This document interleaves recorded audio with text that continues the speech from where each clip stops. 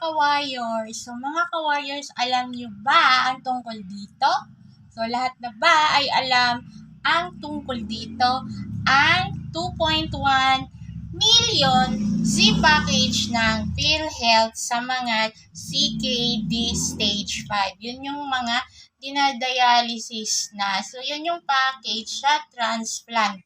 So meron package para sa may donor at sa walang donor. So pag wala kang donor, yung hospital ang maghahanap sa iyo. So eto yun mga ka-warrior. So andyan yung maganda nilang balita, package sa ating mga dialysis patient.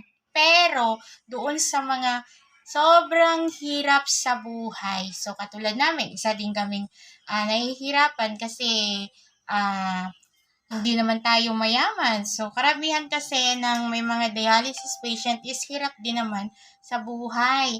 At yung Z package na yan, na sinasabi nilang libre, hindi naman yan agad-agad na pag gusto mo magpa-transplant, may donor ka, okay na. So, maraming proseso po yung pagdadaanan. So, yun yung mahirap para sa amin, lalo na malayo kami. Kasi doon lang naman yan sa NKTI, so, sa National Kidney Institute, kidney transplant sa may Quezon City, sa Maynila.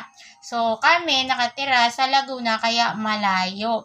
So, pag pupunta kami doon, kailangan meron kang 1,000 at least 1K para pamasahe, back and forth namin, kasama na dun yung pagkain. Sobrang tipid pa po yan kasi mamahal po yung pagkain doon. So, umaalis kami dito madalas mga alas 5 or alas 6. Minsan mas maaga pa kasi nga maraming pipila, maraming nagpapacheck up doon.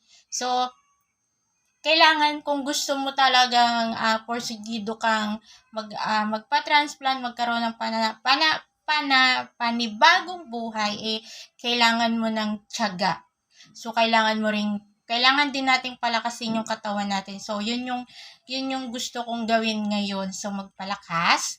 So, syempre, kailangan ko munang magpatanggal ng aking parathyroid dahil hindi ko kayang mag-commute ng ganun kalayo ngayon.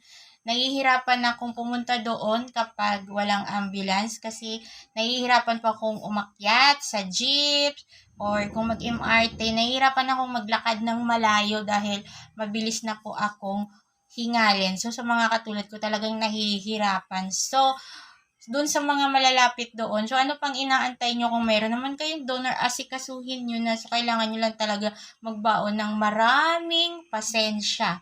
At, syempre, lakasan nyo yung loob nyo. So, yun lang yung kailangan natin. Syempre, magtiwala tayo, number 1, kay God.